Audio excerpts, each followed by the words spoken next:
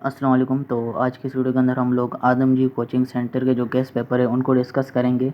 और इस वीडियो के अंदर स्पेसिफिकली हम जो है वो कंप्यूटर के गेस्ट पेपर को देखेंगे कि आदम जी वालों ने किस तरह का गेस्ट पेपर बनाया हुआ है और इसके मुताबिक हमारे पास इम्पोर्टेंट क्वेश्चंस कौन कौन से हैं। 7 मई को कंप्यूटर का पेपर है तो उस हिसाब से हमारे पास ये मॉडल पेपर भी आ चुका है। और सबसे पहले यहाँ पर हमारे पास जो इम्पोर्टेंट चीज़ होती है होते हैं एमसीक्यूज़। अब एमसीक्यूज़ आपने कहाँ से करने हैं, किस तरह से करने हैं, तो उसके लिए मैं आपको एक सिंपल सा जो है वो एक फ़ॉर्मूला बता देता हूँ। आपने तमाम सब्जेक्ट के लिए यही चीज़ अप्लाई करनी है। और इसी के साथ साथ कि आप 9 के स्टूडेंट हो, मैट्रिक के हो, फर्स्ट ईयर सेकेंड ईयर, जिस क्लास के भी आप स्टूडेंट हो, एमसीक्यूज़ के लिए आपने यही पैटर्न फॉलो करना है। तो सबसे पहला ये आपने काम करना है कि एमसीक्यूज़ चाहे जिस भी सब्जेक्ट के हों आपने जाने 10 ईयर में, यानी पास पेपर जितने भी हैं उनको आपने कर लेना है। अब जैसे यहाँ पर आप देख सकते हो कि आदम जी वालों ने लिखा है कि लास्ट 5 ईयर के आप कर लो, लेकिन आपने क्या करना है, बेहतर यही है कि आप जो है वो पास्ट 10 ईयर के पेपर्स कर लो सारे। उसके अंदर जितने भी एमसीक्यूज़ हैं, तो हर एक ईयर में मान के चलो 10-15 एमसीक्यूज़ हैं, तो इस तरह से आपने 15 ईयर के जितने 10-15 ईयर, 15 ईयर तो ज़्यादा हो जाएगा, लेकिन 10 ईयर के आपने लाजमी कर लेने। तो पास्ट 10 ईयर में जितने भी पेपर रिपीट हो रहे हैं उनके जितने भी एमसीक्यूज़ हैं वो आपने कर लेने।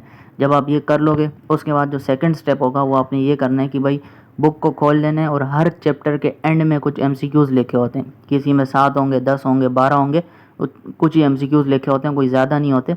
उन एमसीक्यूज़ को आपने लाजमी कर लेना है। अब हर एक चैप्टर के एंड में हमारे पास जो होते हैं ये इस तरह के एमसीक्यूज़ मेंशन हुए होते हैं, आपने उनको कर लेना है। जब आप ये सेकंड स्टेप भी कर लोगे उसके बाद भी आपके पास टाइम है, मज़ीद एमसीक्यूज़ को आपने इम्प्रूव करना है। आपने चैप्टर वाइज जाना है, पहले चैप्टर में चले जाना है, वहाँ पे जो भी बोल्ड हेडलाइंस होती है यानी जो डार्क हुई हेडलाइंस होती है, बीच बीच में डेफिनेशंस वगैरह हो गई, उन तमाम को आपने कर लेना है। और इसी के साथ बुक के एंड में भी कुछ चीज़ें लिखी होती हैं जो कि हमारे पास यही मेन जो इंपॉर्टेंट चीज़ें होती हैं, फैक्टर्स हो गए या जो भी चीज़ें हो गई उस चैप्टर के अंदर, तो उनको एंड में जो है वो एक हाईलाइट के तौर पर लिखा होता है, तो उनको भी आप पढ़ सकते हो। बुक के अंदर भी जो मेन हाईलाइटेड वर्ड्स होते हैं उनकी डेफिनेशंस वगैरह, उनकी मीनिंग क्या है, उनको आपने पढ़ लेना है। और उसके बाद जो बुक के एंड में, यानी बुक के एंड में तो नहीं होती, हर चैप्टर के एंड में हमारे पास उस चैप्टर की एक समरी टाइप की शॉर्ट शॉर्ट लाइन्स के अंदर चीज़ें लिखी होती है, तो वो भी आपसे एज अ ब्लैंक में पूछा जा सकता है। तो ब्लैंक्स के लिए आपने ये 3 चीज़ें फॉलो कर लेनी है। और ये चाहे कंप्यूटर का सब्जेक्ट हो या कोई भी सब्जेक्ट हो, ये प्रोसीजर आपने फॉलो कर लेना है। अब बात करते हैं हमारे पास कि कंप्यूटर के जो है हमारे पास शॉर्ट और लॉन्ग कौन कौन से इंपॉर्टेंट है। और ये आदम जी कोचिंग सेंटर की तरफ से गेस्ट पेपर है, तो इसको आपने फॉलो करना है तो आप कर लो, बेहतर होगा, क्योंकि आदम जी एक नाम है हमारे पास, और नाम को जो है वो ऐसे ही नाम नहीं बन जाता, तो कुछ ना कुछ इन्होंने लिखा होगा, दिया होगा, तो आप इसको फॉलो कर सकते हो। इसी तरह प्रैक्टिकल सेंटर के भी होंगे हमारे पास, बाकी भी कोचिंग सेंटर्स है, तो उनके गेस्ट पेपर भी आपने देख लेने। प्रिपरेशन आपने अपनी खुद करनी है, बाकी ये जो गेस्ट पेपर है इनमें आपने देख लेना है कि ये क्या बोल रहे हैं, कि इंपॉर्टेंट क्या चीज़ है। बाकी प्रिपरेशन तो आपने अपने हिसाब से करनी है, आप किस गेस्ट पेपर को फॉलो कर रहे हो या क्या कर रहे हो। मेजॉरिटी चीज़ें इसके अंदर लिखी होती है, तो ऐसा नहीं होगा आप इनको करोगे तो फेल हो जाओगे या कुछ और सीन हो जाएगा। इसके अंदर 5 सवाल नहीं होते, इन्होंने पूरा उसी हिसाब से ही दिया होता है कि 70-80% आपकी आ जाएगी अगर आप इन गेस्ट पेपर्स को प्रॉपरली करते हो। तो चलते हैं, सबसे पहले हमारे पास चैप्टर नंबर 1 है, और चैप्टर नंबर 1 के अंदर हमारे पास कुछ 6 शॉर्ट्स दिए हुए हैं। और वो है हमारे पास एरा ऑफ कंप्यूटर, नेम और ड्यूरेशन आपने बता देना है, कंप्यूटर का जो भी एरा था। उसके बाद एआई क्या है हमारे पास और उसके 2 यूजेस आपने बता देने हैं। एआई जैसे चैट जीपीटी हो गया, ये आजकल ट्रेंडिंग में सारी चीज़ें चल रही हैं, थी तो पहले से काफ़ी सालों से, लेकिन अभी जो चैट जीपीटी के आने के बाद हमारे पास जो एआई है उसको एक अलग से एक बूस्ट मिल गया, यानी हर किसी को ये चीज़ पता चल गई सही से। उसके बाद क्या है, कैरियर ऑफ आईटी फील्ड, यानी आईटी फील्ड के कैरियर्स आपने बता देने हैं, कोई से भी 3। नेक्स्ट है बसेस एंड इट्स टाइप, जो बसेस होती है कंप्यूटर के अंदर हमारे पास उसकी, और उसकी आपने टाइप्स बता देनी है। इनपुट डिवाइस क्या होता है और पॉइंटिंग इनपुट डिवाइस, इनकी डेफिनेशंस आपको पता होनी चाहिए। उसके बाद चैप्टर नंबर 1 के अंदर which monitor you will suggest, CRT और एफपीडी एंड वाई, तो आप कौन सा मॉनिटर जो है वो सजेस्ट करोगे, सीआरटी वाला या एफपीडी वाला, और क्यों करोगे, तो ये एक रीज़न भी बता देना है, और इन दोनों में से आप कौन सा सजेस्ट करोगे। तो जो आप सजेस्ट करोगे उसके पीछे कोई स्पेसिफिक रीजनिंग होगी। क्यों रीजनिंग होगी, क्योंकि आप दोनों में से एक को चूज़ कर रहे हो, तो जब भी हम कोई चीज़ चूज़ करते हैं तो उसका कोई ना कोई रीज़न भी लाजमी होता है। नेक्स्ट हमारे पास इसी चैप्टर नंबर 1 के अंदर कुछ लॉन्ग भी दिए हुए, जनरेशन ऑफ कंप्यूटर एक इंपॉर्टेंट क्वेश्चन है, और जनरेशन टेबल के साथ आपने इसको बताना है। नेक्स्ट है classification of computer according to their size, तो कंप्यूटर की क्लासिफिकेशन आपने करनी है साइज़ के बेसिस पर। नेक्स्ट हमारे पास क्या आउटपुट डिवाइस के बारे में पूछा जा रहा है, प्रिंटर और उसके टाइप्स एग्जाम्पल के साथ। नेक्स्ट है भाई सॉफ्टवेयर क्या होता है और उसकी टाइप्स आप बताओ। सिस्टम सॉफ्टवेयर और एप्लीकेशन सॉफ्टवेयर क्या होता है इसके बारे में आपने बता देना है। तो ये था हमारे पास चैप्टर नंबर 1, जिसके अंदर शॉर्ट और लॉन्ग ये थे हमारे पास इंपॉर्टेंट। इनको आप करोगे तो ईजिली आपकी जो है तैयारी 70-80% आराम से हो जाएगी, क्योंकि इसके अंदर मोस्टली तमाम जो है हमारे पास शॉर्ट और लॉन्ग लिखे ही होते हैं। जाहिर सी बात, एक चैप्टर के अंदर 4 लॉन्ग इन्होंने दिए हुए हैं, तो इसका मतलब है कि ये आप कर लो तो आपका हो ही जाएगा। क्योंकि क्यों नहीं होगा, क्योंकि एक सवाल तो इन्होंने लिखा नहीं है कि आप कर लोगे तो रह जाओगे। अगर आप इसको प्रिपरेशन करोगे इसके थ्रू तो आप इजीली अच्छे नंबरों से पास हो जाओगे, क्योंकि इन्होंने तकरीबन सारी चीज़ें ही लिखी होती हैं। नेक्स्ट है चैप्टर नंबर 2, और चैप्टर नंबर 2 के अंदर जो शॉर्ट क्वेश्चन आंसर है वो हमारे पास है सिर्फ और सिर्फ 3। क्या है हमारे पास कि भाई hardware requirement to install window 10 in step, यानी हार्डवेयर रिक्वायरमेंट क्या होनी चाहिए विंडो 10 को इंस्टॉल करने की, और वो आपने प्रॉपर स्टेप्स बताने, कितने स्टेप्स है और कौन कौन सा स्टेप पहला, कौन सा स्टेप है दूसरा, इसी तरह आपने बता देना है। एंटीवायरस क्या होता है, एक तो वायरस होता है, उसके बाद दूसरी चीज़ क्या है भाई एंटीवायरस। तो आपसे पूछा जा रहा है कि भाई एंटीवायरस की डेफिनेशन लिखो और ये ज़रूरी क्यों है इंस्टॉल करना। तो ज़रूरी क्यों है, वायरस होता है तो हम इसलिए एंटीवायरस जो है हमारे पास, एंटीवायरस क्या होता है तो वायरस का जो है वो एंटीनोड आप बोल लो। जैसे कोरोना है तो कोरोना के लिए जो वैक्सीन आ गई, तो इसी तरह हमारे पास कंप्यूटर के अंदर वायरस होता है तो उसका एंटीवायरस हमारे पास। और ये नेसेसरी क्यों होता है इंस्टॉल करने के लिए, वायरस के खिलाफ हम इसको इंस्टॉल करते हैं। नेक्स्ट क्या भाई, write any 2 uses of MS Word, Excel and PowerPoint. तो कोई कोई 2 यूजेस आपने बता देने हैं MS वर्ड के, एक्सेल के और पावर पॉइंट के। अब ये शॉर्ट में आपसे इस तरह से नहीं पूछेंगे कि भाई write any 2 uses of MS Word, Excel and PowerPoint. इनमें से आपसे कोई भी चीज़ पूछी जा सकती है। आपको बोलेंगे कि भाई write any 2 uses of MS Word, या फिर आपसे पूछेंगे write any 2 uses of Excel या फिर पावर पॉइंट। तीनों एक साथ आपको नहीं देंगे, क्योंकि 6 नंबर ये बन जाएंगे। तो कुछ ना कुछ आपने अपने माइंड के हिसाब से जो है वो चीज़ें देख लेनी है, क्योंकि यहाँ पर उन्होंने एक एज अ गेस्ट पेपर बनाया हुआ है, यानी इसमें तीनों में से कोई भी आपसे पूछा जा सकता है। तो आप तीनों कर लो तो ज़्यादा अच्छा है। नेक्स्ट चैप्टर 2 के अंदर हमारे पास 2 लॉन्ग है और एक हमारे पास है operating system and it's 5 function.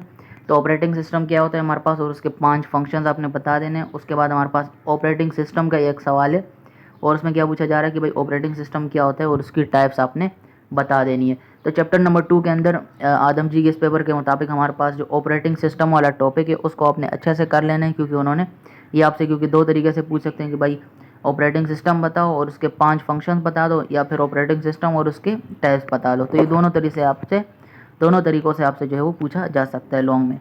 Next है भाई चैप्टर नंबर 3, और चैप्टर नंबर 3 के अंदर हमारे पास जो है वो 7 के करीब शॉर्ट क्वेश्चंस हैं, और बहुत ही सिंपल है कंप्यूटर का पेपर, कोई इसमें इतनी ज़्यादा मुश्किल वाली बात नहीं है। बाकी लॉन्ग वगैरह में हो सकता है आपको थोड़े से रट्टे वगैरह लगाने पड़े, लेकिन शॉर्ट तो बहुत ही ईजी है हमारे पास। क्वेश्चन नंबर 1 क्या है भाई, why we use arrange group in page layout tab. हम भाई arrange group in page layout tab में क्यों यूज़ करते हैं, इसके बारे में आपने बताना है। नेक्स्ट है importance of MS Excel. MS Excel के इंपॉर्टेंस के बारे में आपने बता देना है कि भाई, और उसके बाद आपके पास आगे यही चीज़ें पूछी जा रही है कि भाई write steps to multiply 2 number in MS Excel. तो MS एक्सेल के अंदर हमारे पास जो है वो 2 नंबर्स को मल्टीप्लाई करने के लिए कौन सा फॉर्मूला या कौन से स्टेप्स यूज़ होते हैं वो आपने बता देना है। तो ये चैप्टर MS एक्सेल से रिलेटेड ही है, और MS एक्सेल के रिलेटेड आप एक यूट्यूब पे कोई वीडियो सर्च कर लो तो आपको ईजिली तमाम की तमाम चीज़ें जो है वो क्लियर हो जाएंगी।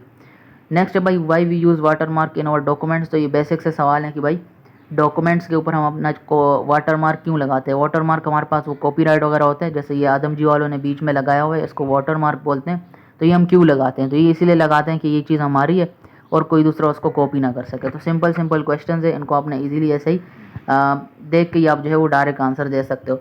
नेक्स्ट क्या भाई, how we can apply margins in an document. तो ये MS एक्सेल से रिलेटेड चीज़ें पूछी जा रही है कि भाई हम जो है वो मार्जिन कैसे लगा सकते हैं। मार्जिन हमारे पास जो होते हैं, हमारे पास किसी भी चीज़ के लेफ़्ट राइट टॉप बॉटम पे लगाते हैं। जैसे यहाँ पर आप देख सकते हो ये जो क्वेश्चन है 1 2 3 4 5, इसके लेफ्ट में ये जो ब्लू लाइन है इसके बीच में जो थोड़ी सी जो स्पेसिंग है, इस यहाँ पर हमारे पास क्या है, ये आप बोल सकते हो यहाँ पे मार्जिन लगी हुई है। हालांकि यहाँ पे थोड़ी कम लगी हुई है, लेकिन ये मार्जिन ही कहलाती है, यानी गैप जो भी होते हैं हमारे पास वो मार्जिन कहलाते हैं।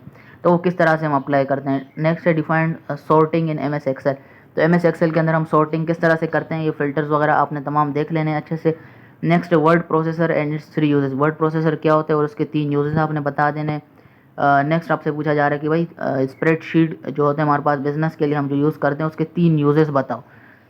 अब नेक्स्ट हमारे पास है, उसके अंदर हमारे पास चैप्टर नंबर 3 के अंदर कोई भी लॉन्ग नहीं पूछा जा रहा, और हो सकता है कि पूछ भी ले। अगर हमारे पास कभी कभार इस तरह से हो जाता है कि आपको MS एक्सेल की कुछ चीज़ें दे दी जाए कि भाई ये जो है 4 नंबर ले लो और इनको मल्टीप्लाई करो इससे, और इसके लिए कौन कौन से फॉर्मूला लगेंगे वो बता दो।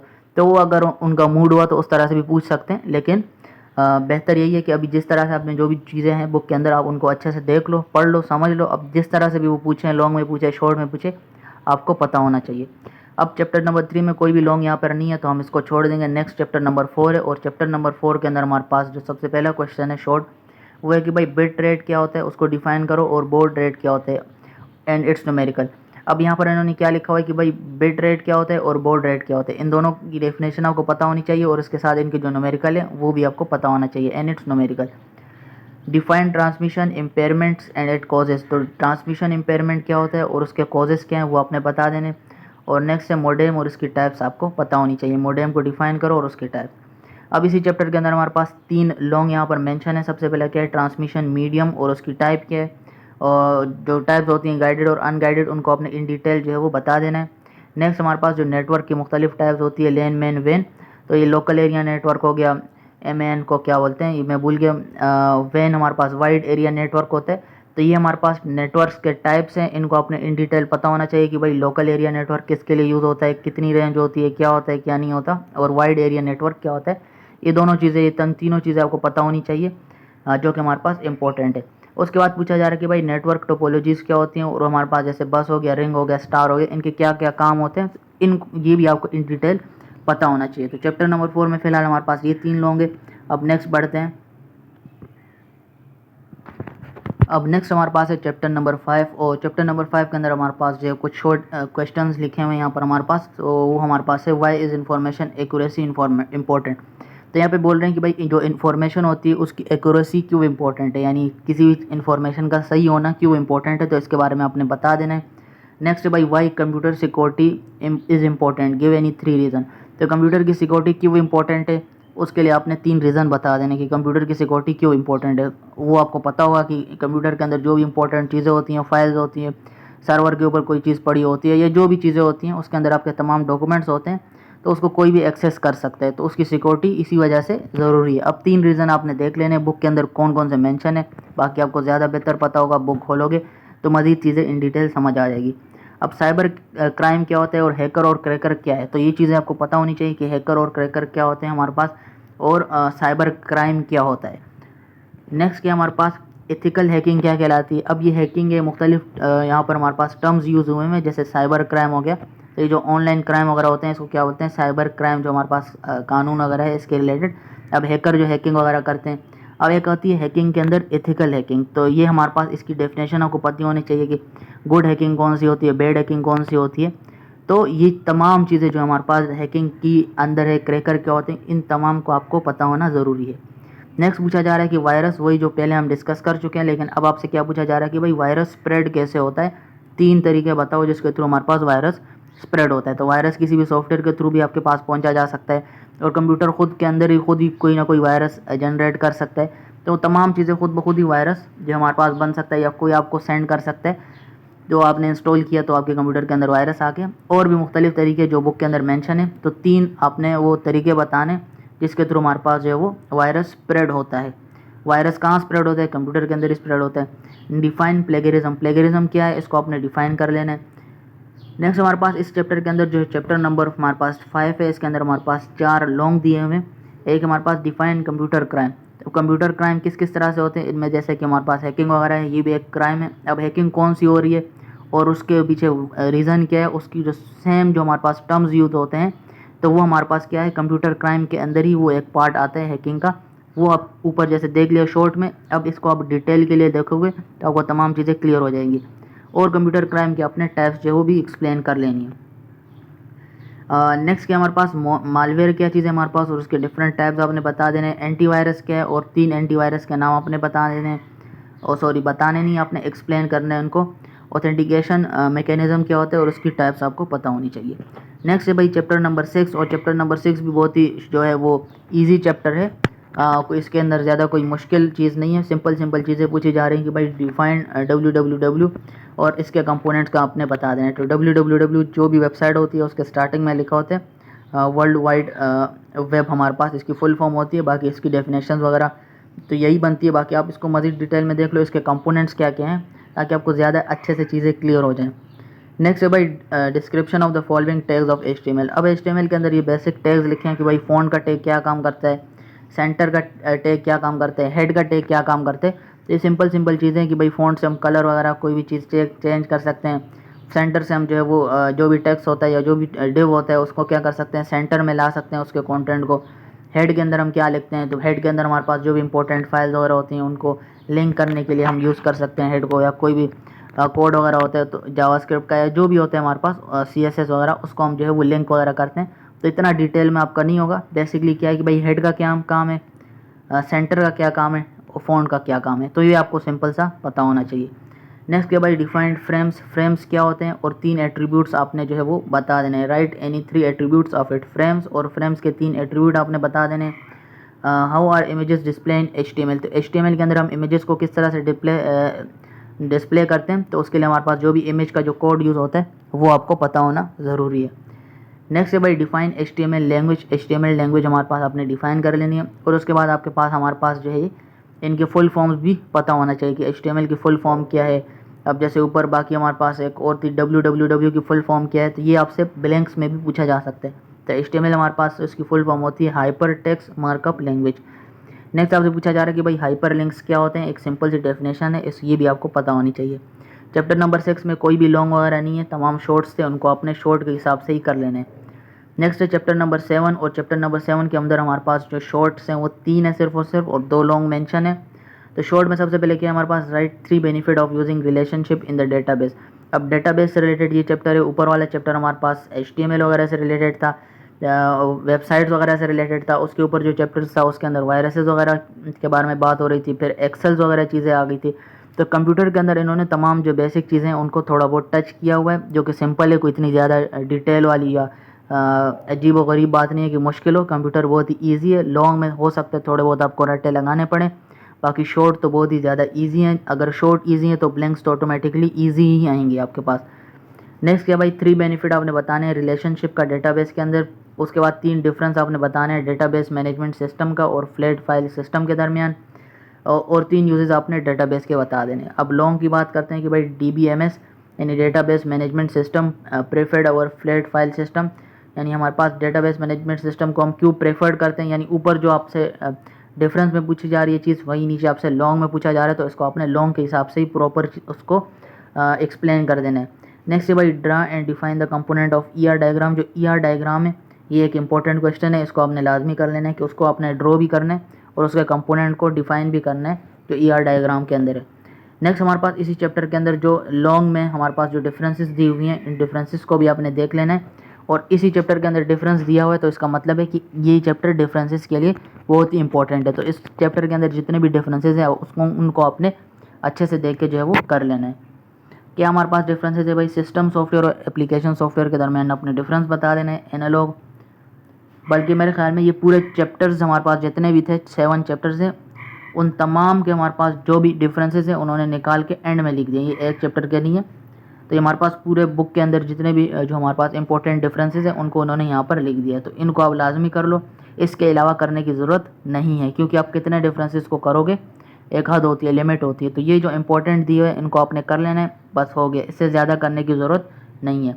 अब ये 10 डिफरेंसेस यहाँ पे लिखी हुई कि एनालॉग डिजिटल के दरमियान, CLI और GUI के दरमियान, लॉजिकल और फिजिकल एड्रेस के दरमियान डिफरेंस बताओ, ऑर्डर और अनऑर्डर लिस्ट क्या होता है, टेबल और व्यू के दरमियान डिफरेंस, इम्पैक्ट और नॉन इम्पैक्ट के दरमियान, प्रिंटर्स के दरमियान क्या डिफरेंस होता है, रैम और रोम के दरमियान क्या डिफरेंस है, कंपाइलर और असेंबलर के दरमियान हमारे पास क्या डिफरेंस है। तो ये था हमारे पास कंप्यूटर का गेस्ट पेपर आदम जी वालों का, आदम जी कोचिंग सेंटर वालों का।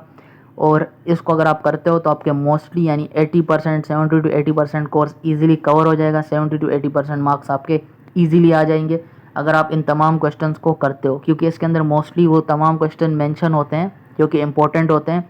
और जाहिर सी बात, अगर एक एक चैप्टर के अंदर 3-3, 4-4 लॉन्ग दिए हुए हैं, तो अगर आप वो कर लेते हो तो ऑटोमेटिकली आपका पेपर अच्छा ही होने वाला है। ये तो नहीं है कि आपको पूरे बुक के अंदर 4 लॉन्ग दे दिए हैं, अब उनमें किस्मतें आए या नहीं आए, तो ऐसा कोई भी सीन यहाँ पे नहीं है। आदम जी वालों ने तमाम चीज़ें इन डिटेल लिखी हुई हैं कि भाई इस चैप्टर में से ये सवाल कर लो, इसमें से आ ही जाएगा। मतलब 4 सवाल दिए हुए हैं हर एक चैप्टर के अंदर, 3 दिए हैं, किसी में 2 दिए हैं, तो उसमें तो आएगा ही आएगा ना कुछ तो आएगा ही। आपकी ईजिली 70-80% आ जाएंगे और इससे ज़्यादा अच्छे भी आ सकते हैं, क्योंकि उन्होंने तमाम चीज़ें लिखी हुई हैं जो कि इंपॉर्टेंट होती हैं। बस ये भी जो यहाँ तक है इसको एंड करेंगे, बाकी इसके नेक्स्ट पार्ट में बाकी जो भी सब्जेक्ट्स वगैरह हैं उनको भी डिस्कस करेंगे। 7 मई को आपका कंप्यूटर का पेपर है क्लास 9th वालों का, और ये आदम जी का गेस्ट पेपर था। इस वीडियो के अंदर हमने इसको इन डिटेल डिस्कस किया। अगर आप बोलेंगे तो प्रैक्टिकल सेंटर और बाकी जो भी गेस्ट पेपर्स हैं उनको भी हम डिस्कस करेंगे, और बाकी तमाम सब्जेक्ट वगैरह हो गए, इंग्लिश, इस्लामियात, मैथ, फिजिक्स, उर्दू, बायोलॉजी और केमिस्ट्री, उनके भी जो गेस्ट पेपर है वो भी बहुत जल्द जो है वो अपलोड कर दूंगा। अगली वीडियो में मिलेंगे। अल्लाह हाफिज़।